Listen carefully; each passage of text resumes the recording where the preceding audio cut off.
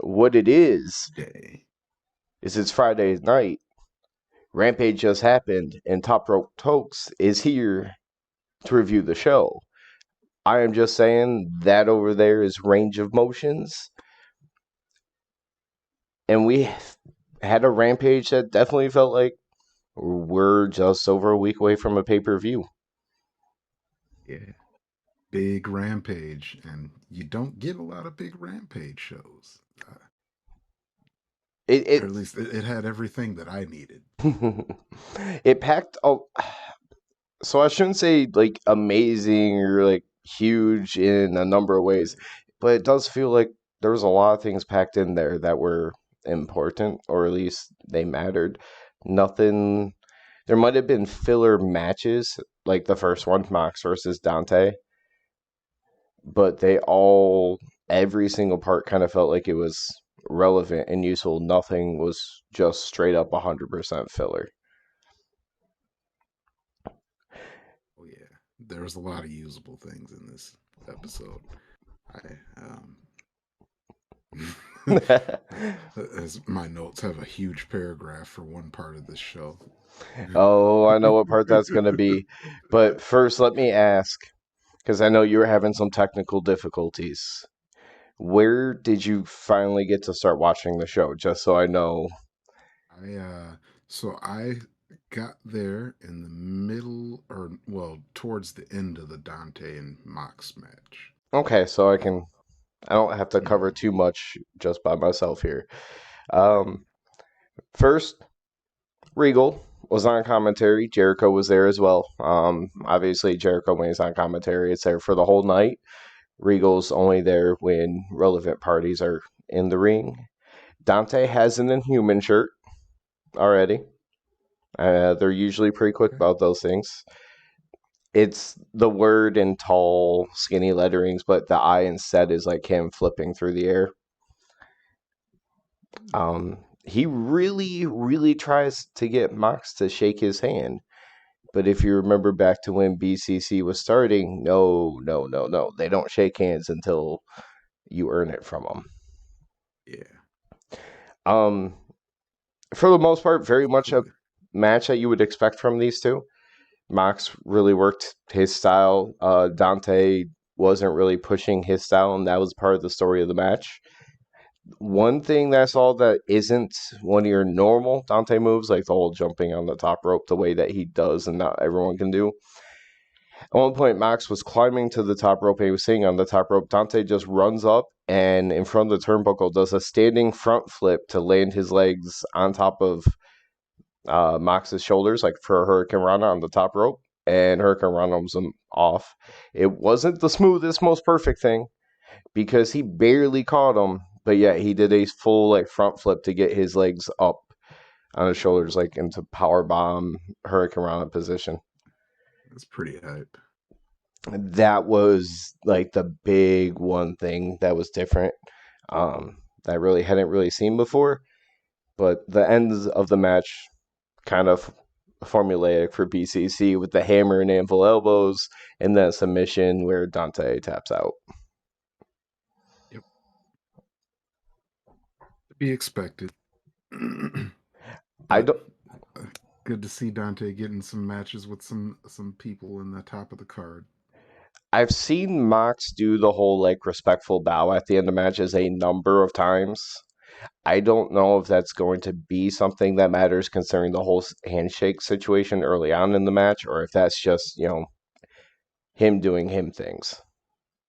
Just Mox always does it when he's in the battle, or at least respects the person, but not to the level of handshake. Mm, I don't know. We'll see. Maybe Dante's about to be their next protege. I actually saw a theory about who that could be, and it makes all the sense in the world. And if it was purposeful, there might have been a very, very subtle hit on Dynamite that neither of us even picked up on. But I'm not sure if there's a better part to talk about it, so I'll just throw it in there right now. Is when Sammy was in the ring and Jericho was introducing Sammy and Ty, as new members of Jericho Appreciation Society. Daniel Garcia was in the middle of the ring, just kind of giving like that meme face of like, like not looking too happy. And Daniel Garcia fits their mold. Ah, So Sammy might replace Daniel and send Garcia over to BCC down the line, which is someone that people wanted to see in BCC already. So it okay. would make Okay, sense. so yeah, down the line, yeah, that would make sense. Not like in the immediate future, though.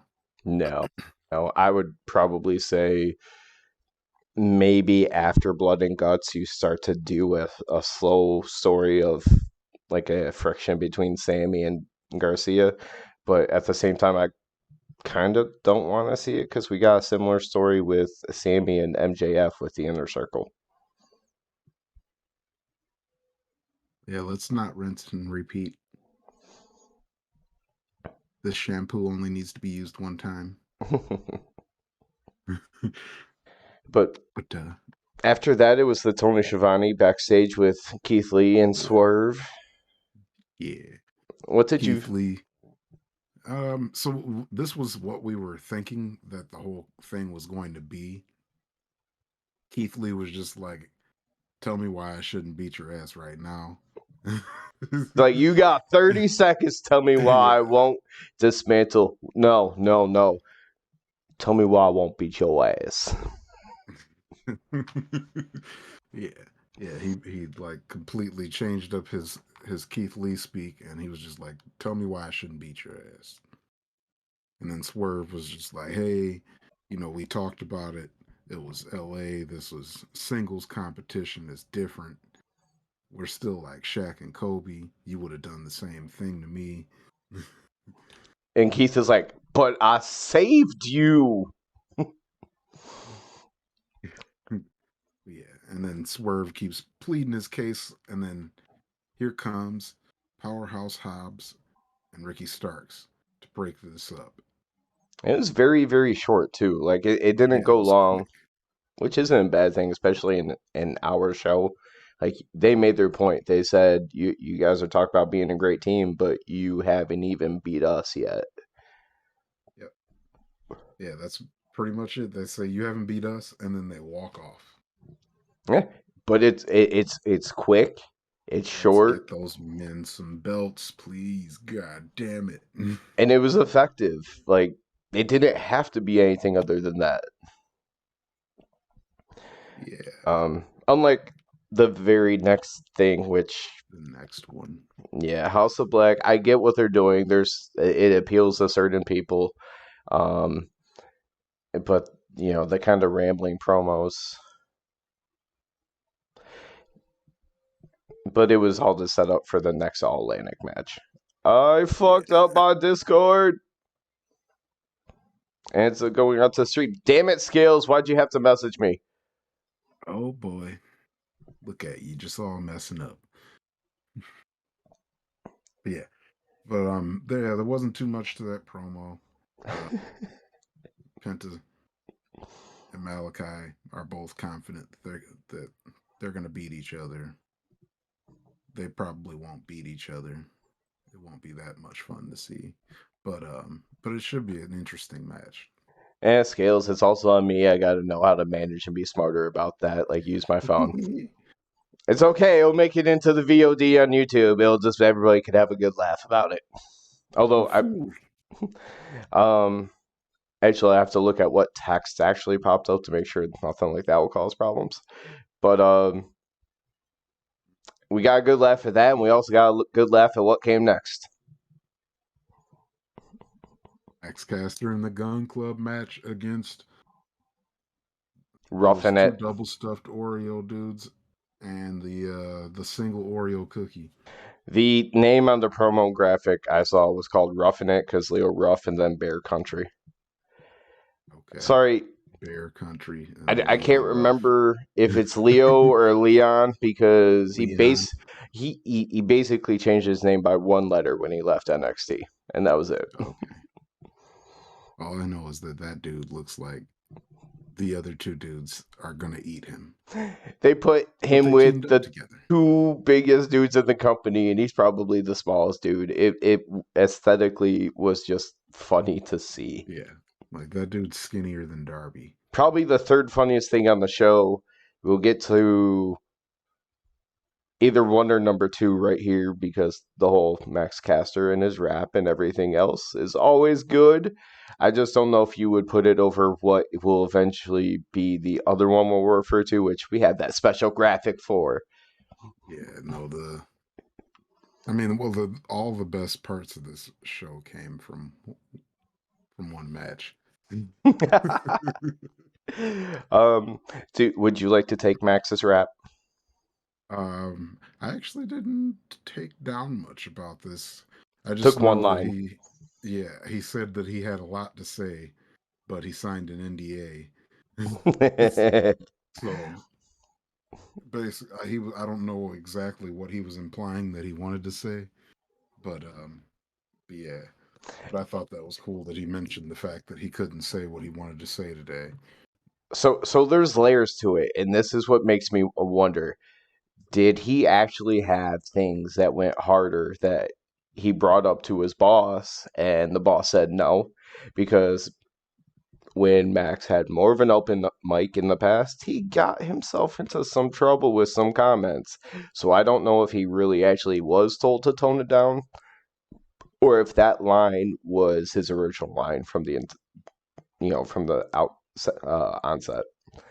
But either way, it was good enough. He knew what he was referencing, and it was fun. Yeah, yeah, we like it. But yeah, this was typical Caster and Gun Club. There's always you know, always Bowens coming down to the ring, wheeled in by Daddy Ass. That just that tickles me. No matter how many times I'm gonna see it, that tickles me every single time. Just Billy Gunn wheeling down this dude, We just need and to he get yells, back. "Scissor me, Daddy Ass!" Holding his fingers up. We just need to get back to a promo here and there where Billy Gunn actually favors Max over his own kids, though. I want to see, I want to see more of that mixed in too. Not necessarily all the time, but I just don't want them to become like a one trick pony kind of thing. Yeah, yeah, like that Double or Nothing promo when the boys went out without Billy Gunn and they were all passed out in the hotel room, and then he comes in and like takes the blanket off of Colton and puts it on Max. And then Bowens is sitting there in his wheelchair, passed out, and he gives him the scissor. And then you just see Bowens smile in his sleep. It's Oh so my good. gosh. Everything they do is so ridiculous. And I love it. All of it. Um, Speaking of ridiculous, the It's match a hell of a wasn't match. super long. It was quick. At one point, little Mister Ruff was beat up in the middle of the ring, and all of, and I'm sorry, I refuse to actually write out Max Caster and the Gun Club, so I literally just refer to them as Scissor Party now. Okay. But yeah, they stand over Ruff's body and they do The three way scissor party. It's it's like that Spider-Man meme. I'm telling hmm. you. I was just trying to get the wording That's right the because best. specifically saying three-way with the context of Scissor Party is a very important combination. Yeah, three-way scissor party for a three-way tag match. Can't be saying triple threat. I'm like, wait, that's a different context. We're all competing. No competition here. But Caster got the pin with the mic drop on Little Mister Ruff, Yep. Quick match. followed by a quick promo because it was Lexi backstage with Hook. Because next week Hook is going to face a top prospect out of New Japan's LA dojo. She's asking him about it. Hook doesn't answer. But we get someone who will talk. Danhausen wanders in. I didn't really catch anything that he said a bunch of stuff because Danhausen will kind of bounce off the walls. Yep. Just basically says they'll eviscerate him and the dojo masters he calls them. But Hook puts his hands out and says, "I got this," and walks away. So I'm guessing I don't know what that means for the future. Best guess is mine. If he was I don't know. going They're to getting, Japan, it would make sense, like saying, "I'm going off on my own for a bit." yeah, I don't know. Maybe he was just like, maybe it was just, hey, shut up. No, you don't need to say anything because I'm gonna win. Yeah. Because the way he exited would have been perfect if he had a match on the show tonight. Right. Just saying, like, "Don't worry about this. I got this. Stay in the back," kind of thing. So I'm like, made me stop and wonder, but no, it's happening in Um, AEW. He's not going anywhere. So hopefully it's not. You can't start to break him up yet, no, they just teamed up. right? There's no way you break that team up already. So it was just kind of weird to see. I'm like, okay, I hope it's just nothing, but it's just like just the hook way to end the promo. Good old hookity. All right, I'm gonna shut up for about 5 minutes now. All right, you guys. So next up was the main event of the evening, the TBS Championship match with Willow Nightingale and Jade Cargill. So we're gonna give you a quick play by play here. So we start off with Willow coming out to her entrance music, looking lovely as ever and bubbly and happy, and I'm just happy to see her. Um, she enters, and then here comes Jade with her usual extra dramatic, super like movie scene type entrance, The and fog she and everything. with like she has the fog, the lights go out. They really play it up for her, which is cool to me because I'm always down for Jade and the baddies. But so here we come. Here goes Jade. She comes on out, and out comes from the other side. Here we got Stokely Hathaway and Kiera Hogan, our other favorite baddie, to come out here with her. Stokely goes to the commentary table, of course, because he has to go talk. Kiera comes down to ringside with Jade, and then Jade hops in the ring with Willow, and the two greatest wrestlers of all time are standing face to face in the middle of the ring. Oh my god. And just to let you know how legitimate this was, Chris Jericho actually named Jade his sports entertainer of the week. That is incredibly high honors. Just goes to show how great this match was. Uh, But no, the match itself actually wasn't all that great. just real I'll quick be before you go honest into with the you match, because the part that you just talked about led into a fun little bit on commentary. When he gave her Sports Entertainment of the Week, Stokely talks over at Jericho, goes, "Jericho, sounds like you want to be a baddie." guys. Yeah, Jericho said he could be a baddie. Yeah, after that, I kind of tuned Jericho out. I was like, I don't want to hear about Jericho being a baddie.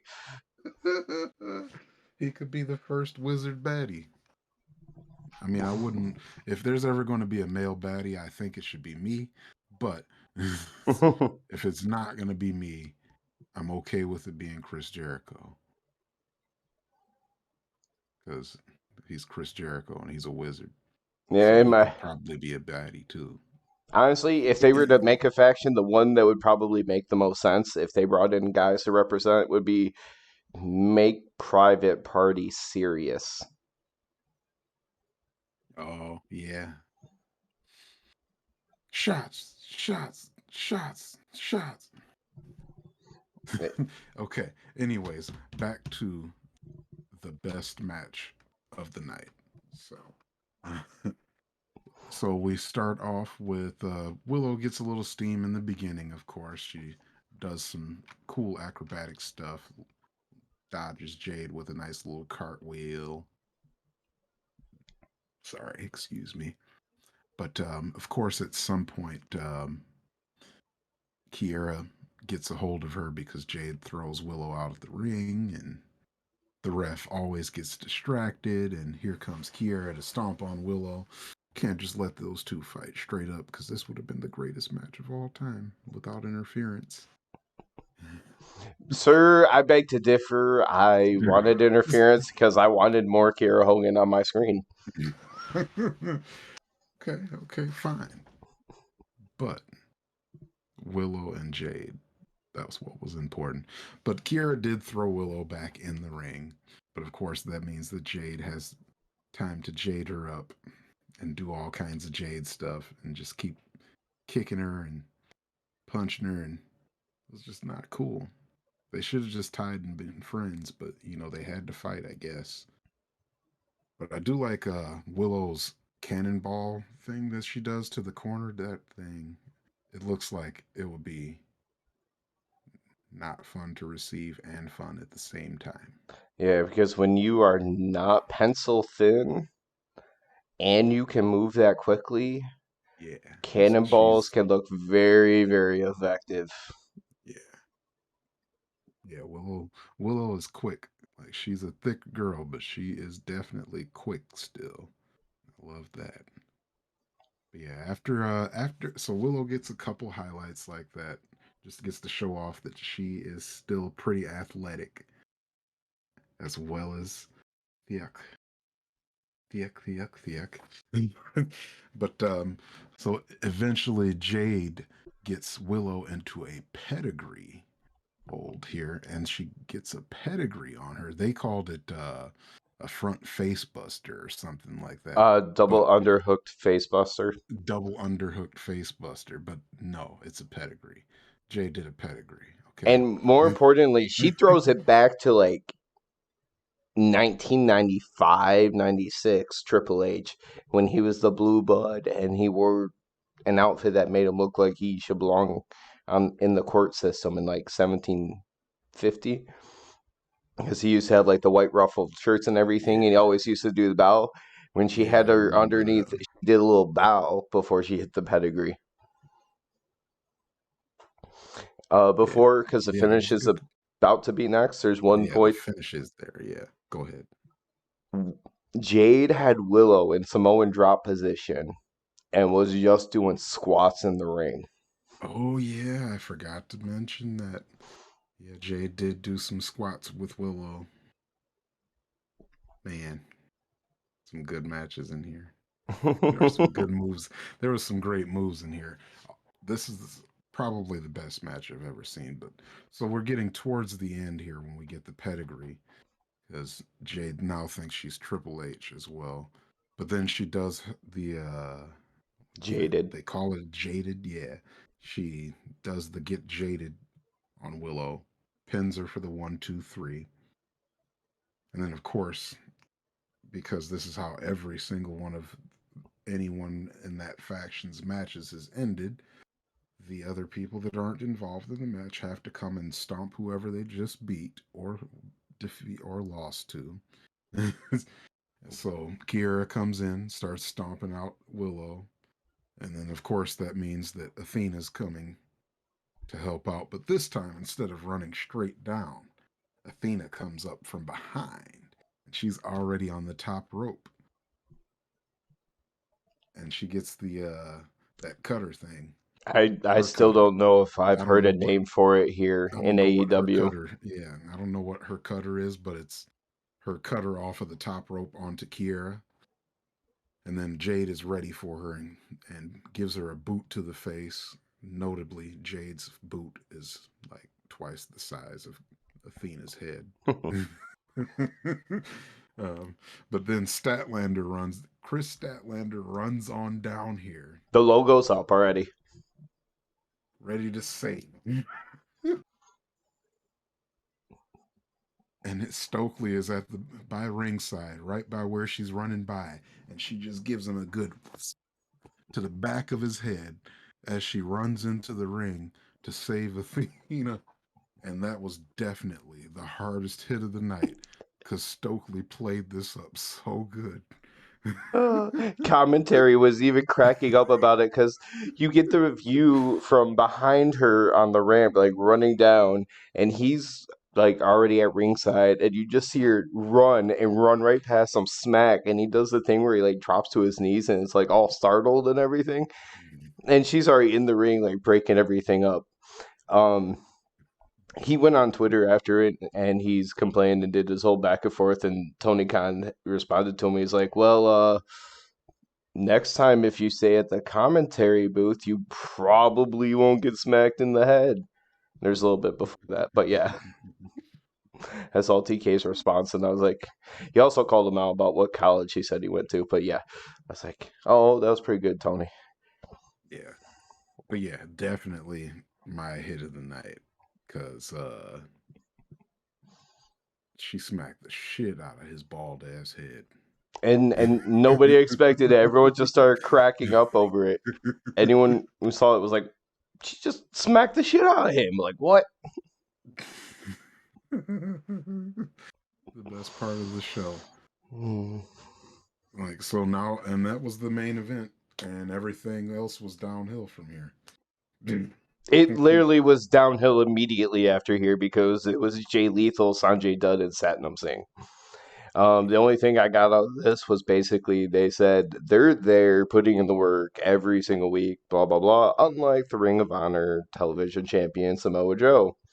And they talk about how your future is related to the company you keep, and because of the company they have, in that guy's debut, the former second round pick of the NBA, Satnam Singh, his debut going so great that their future is bright.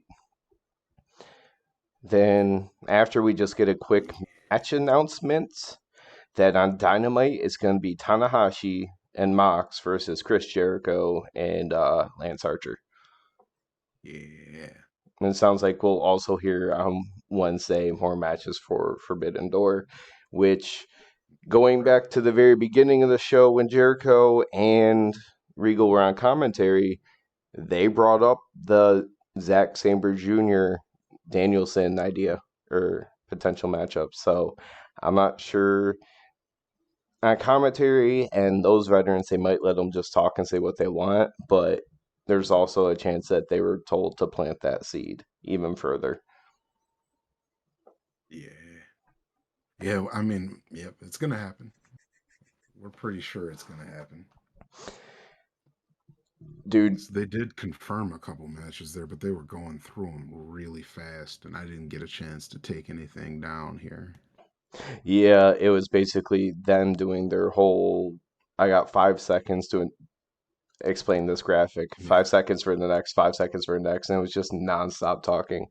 All I know is today, right now, is the 17th of June, and basically these last 2 weeks of June are going to be so much fun.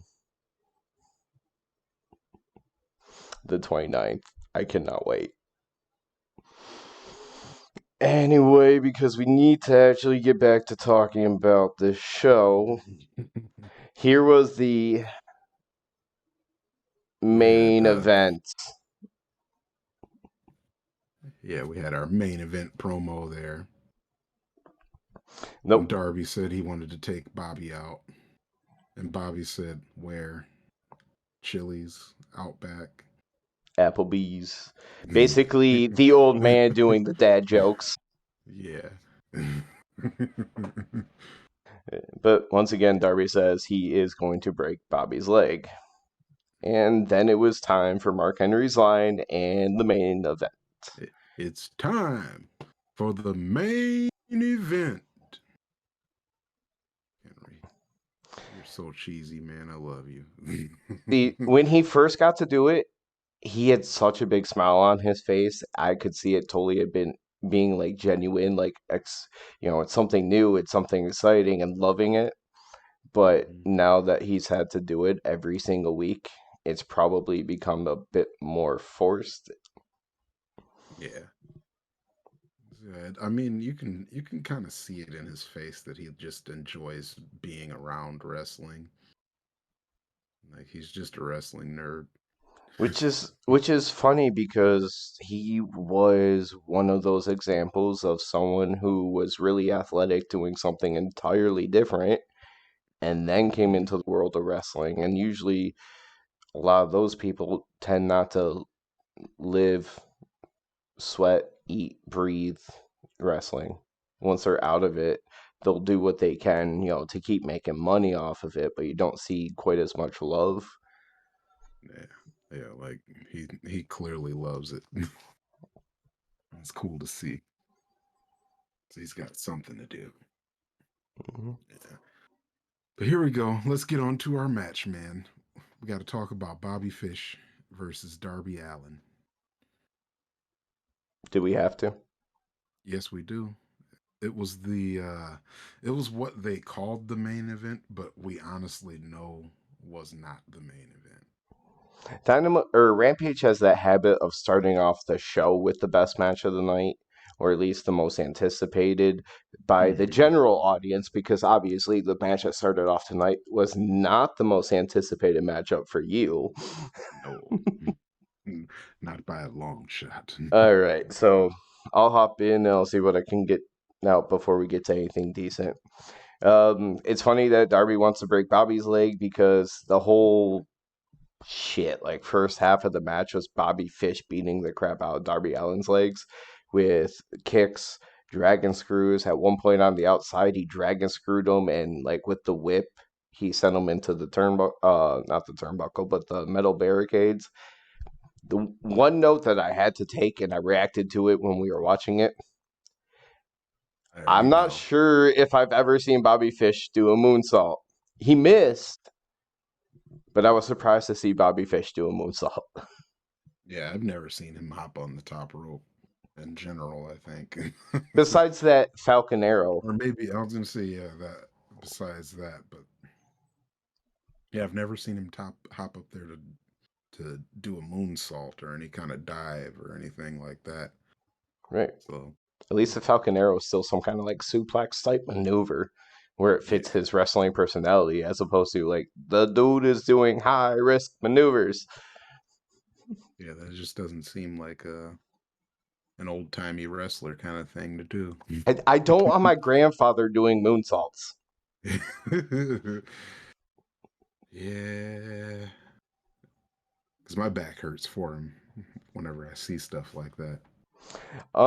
Was it just me or did they spend about 5 minutes straight outside of the ring and the ref just not counting? Oh yeah, they were outside the ring for a long time. Because when after Darby hit his tope, that they were out there for like the entire commercial break. And that's Like before we even came I back don't know if in. somebody touched the ring apron or not, but they were out the Yeah. whole time. The only thing I can really think of, and to what your point about being like touching the ring apron, at one point they were fighting on the ring apron, and even the commentary team, which is full of former professional wrestlers, Jericho goes, the ref could be counting them out this whole time. So because even though they were on the ring apron, they still weren't in the ring. But Bobby Fish hit a German suplex standing outside the ropes to Darby on the ring apron. These Oh moves yeah, on the apron always look like I need to it's go like to the hospital to because get the my back floor checked. doesn't bounce like it does in the middle of the ring. Ugh. So, but like I've seen the power bombs, I've seen the other things. Um, occasionally I've seen a dragon suplex on it. I've seen the package pile drivers. I'm not sure how often I've seen a German. Okay, power bombs are one thing, but when people are landing Yeah, on like their neck and their head on the ring apron, I actually shudder and sometimes possibly have to look away because I just waiting for something to happen one day. yeah, I don't want to see it, It's but you kind of feel like you're gonna see it all the time. Hmm. Hey, I mean, that's what makes them pro wrestlers, man. I was like, credit to them if they can make it look real and make me actually scared for their health. So, but Yeah, I was getting gonna say that. old, we're fragile. Mm, mm-mm. Yeah, my back hurts all the time when I watch wrestling. Oh, yeah, no, what do we get? So, speaking of outside the ring, that Darby's coffin dropped to the floor. It looked like he landed on his ankle there, but he walked fine afterwards. So, yeah, Yeah, it's hard to tell because the whole point up until that in the match was Bobby Fish working his leg. So it's like, did he actually get right, hurt? Is he telling the story? Who knows? But you see so many people will play up like the knee and the ankle injuries whenever they jump to the outside. So it's but it's also you've seen a bunch of people get hurt that way, so you never know right. how to take it. Yeah, yeah. I didn't know what to think about that one there. But we kind of were coming up on the end of the match, which was it was an interesting transition. I didn't mind it. Bobby Fish got to do his Avalanche Falcon Arrow, which Darby kicked out of, but when he kicked out, because it was the pin where he has his legs pulled towards him, he kicked right into grabbing him for the ankle lock. But Darby Mm. was able to flip over and get the win with the last upper pin. Okay, that's what that. I knew his roll up. I just called it Darby's special roll up pin. Yeah, he just It's hooks like your a leg wizard card. somehow, and then he like bridges back, so that way your body's rolled up. But since he Yeah. had him in the ankle lock, his legs were already kind of hooked, and it worked. Uh-huh. Yes. And so yeah, and then Bobby attacks Darby after the bell because Darby won, and Bobby's the bad guy, so he had to do it. He starts motioning for Kyle to come down. It takes him kind of a minute, but then you see Kyle coming down with a white chair, So and he's to go ahead. explain this reference to you, he is known for his many tag team championships runs in WWE NXT. He would air guitar on the title, kind of like Hollywood back in the day, but with a lot more silliness to it. Like he'd be a lot more into it. Mm, So people had just gotten used to him air guitaring things. So when he came out with the chair, it was like air guitaring on the chair. That's why I personally got a little bit of excitement out of it, just because to get to see him do it. When he probably did it when they stole the title belts from Hangman and Jurassic Express some months back. He probably did it, but at the same time, they only actually had them stolen from them for 1 week, so hard to remember.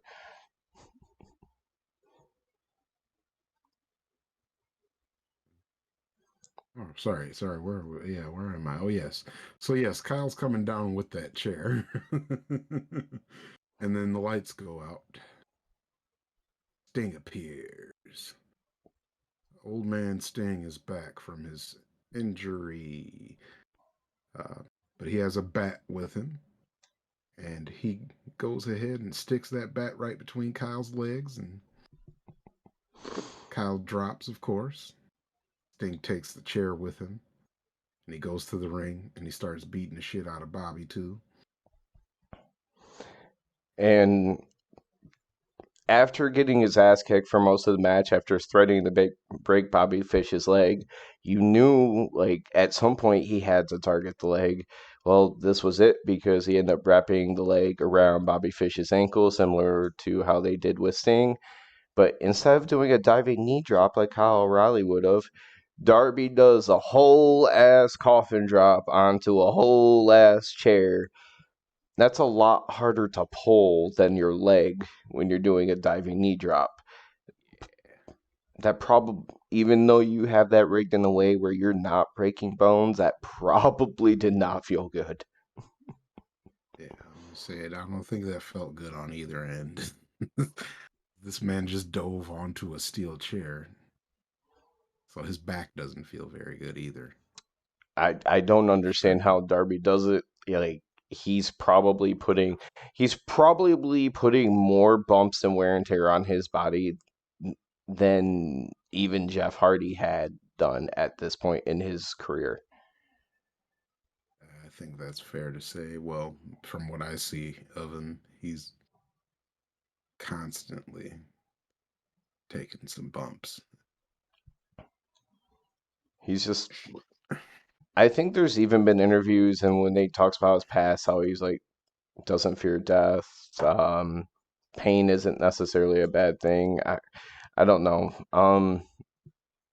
I think he is fully aware that his career may not be super long, so he wants to make the most out of it, but by still being himself.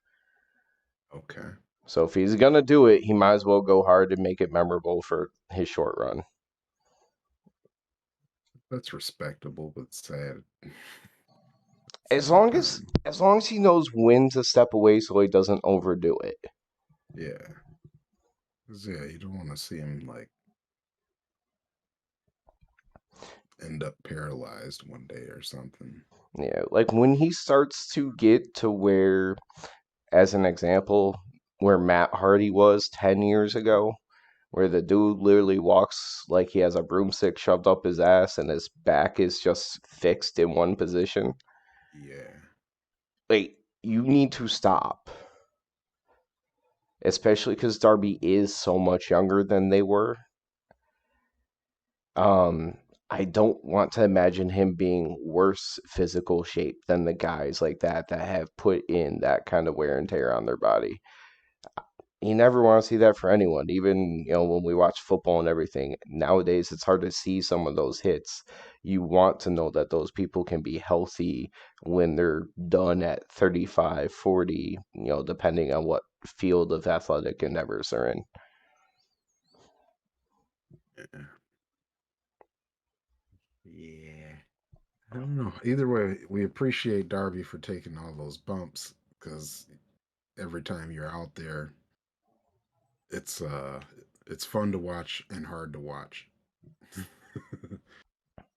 We just hope the best for you, that nothing goes wrong and you can actually have a good, healthy career and a good, healthy life after your career. Yeah, Doing all of your crazy stunts that you do. Like, go be George Bush Sr. I know that's not his actual name, but where he skydives every 5 years for his birthday and he's like 90 years old. That's cool. You can do crazy things while you're old. Just make sure you're physically capable. it's like yeah, the way watching them Darby Allen matches are like, "Hi, my name's Darby Allen. Welcome to Jackass."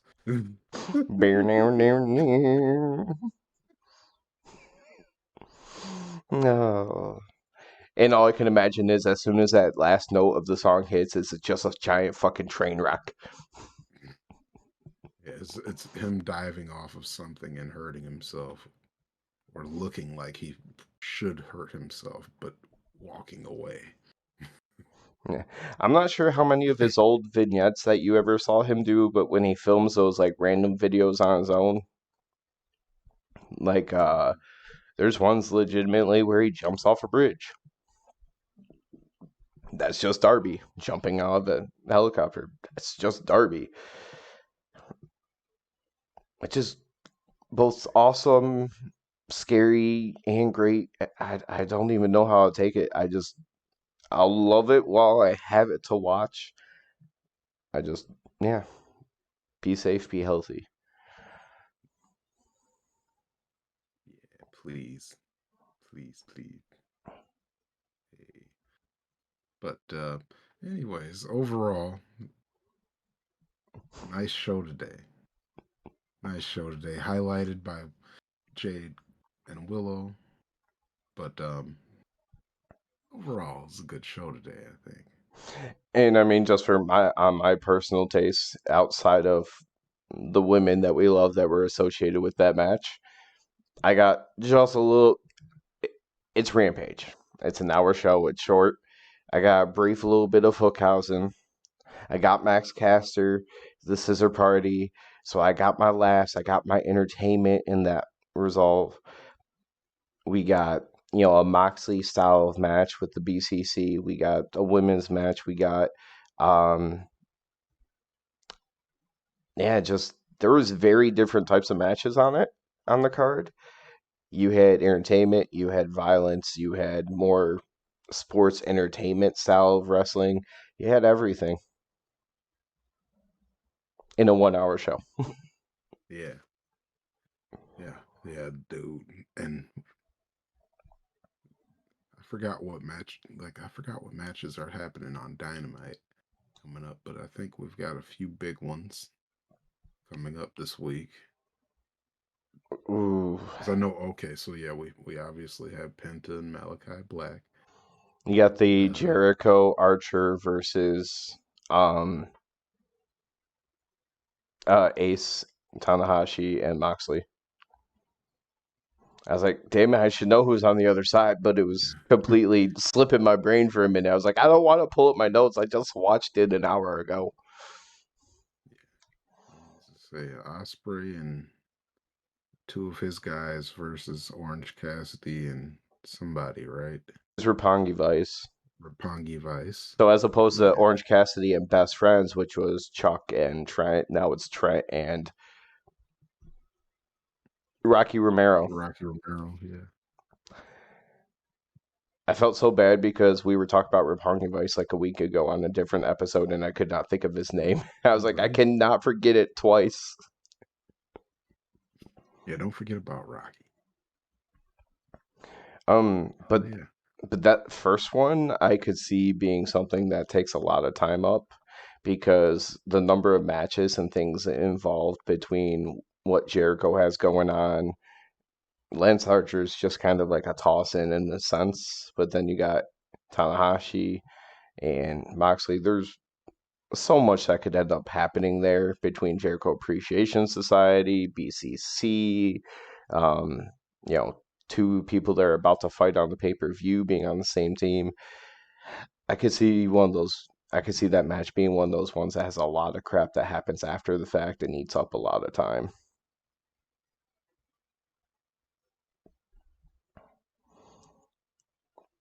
I don't know.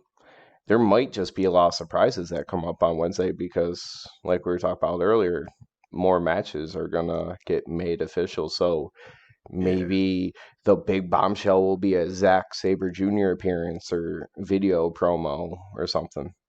yeah. Yeah, like I was saying, I think there's gonna be because the people that are over in Japan are probably gonna start being over here now in preparation for the show. So I'm thinking this Dynamite and after we're gonna start to get some of those appearances of people showing up and all that. We'll have to look to see if Rampage is actually going to be a live show or if it's going to be a tape show, because that'll be Yeah, interesting to know because as spoilers come out and everything.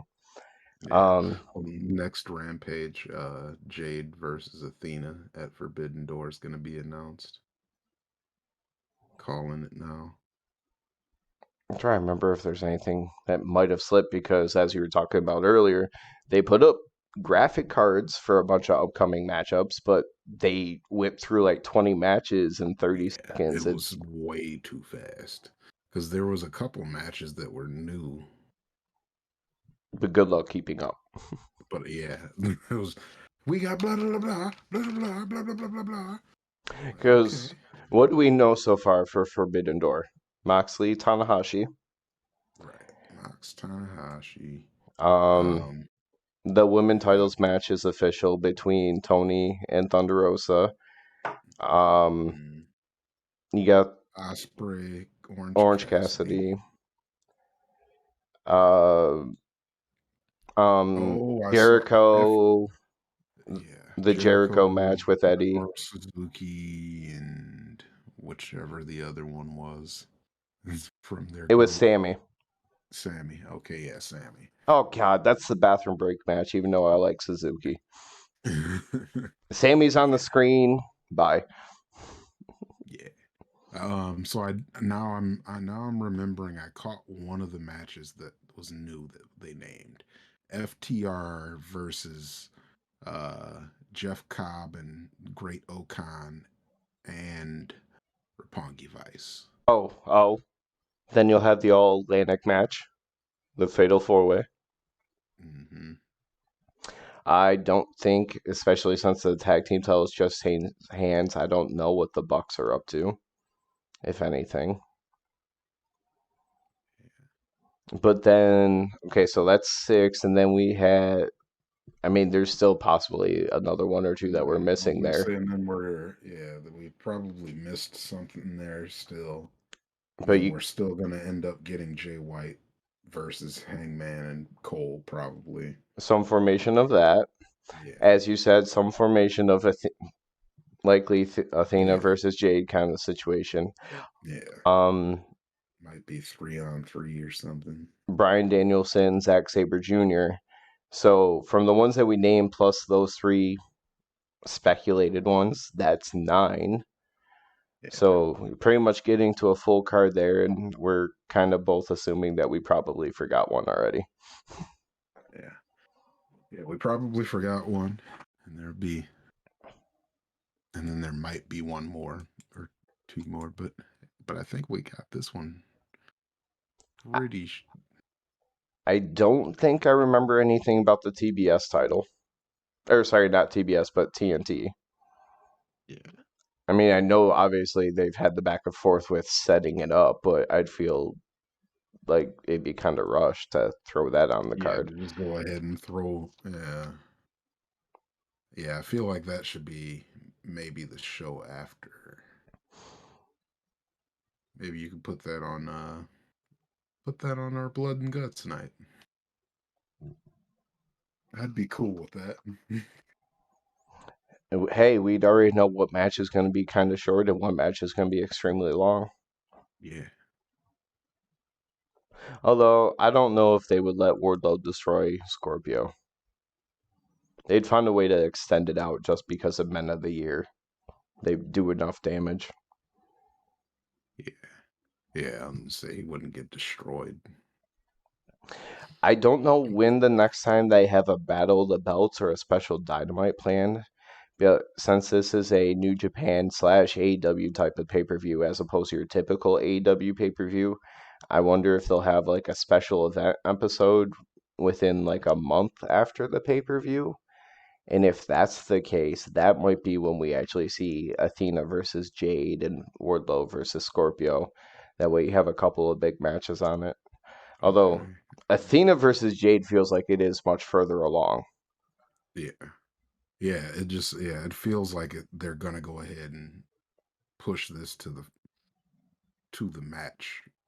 Like it's every week now they're having some kind of confrontation. Like it's got to come to a head because they're just doing rinse and repeat now. They Like could, just bring it to a head now. yeah, you could even if let's say somehow they didn't and they did Athena versus Jade like the Dynamite after, and that was on our Hmm. Guts pay per view. Not Yeah. pay per view, but when we go. Well, Yeah. That would be that tight.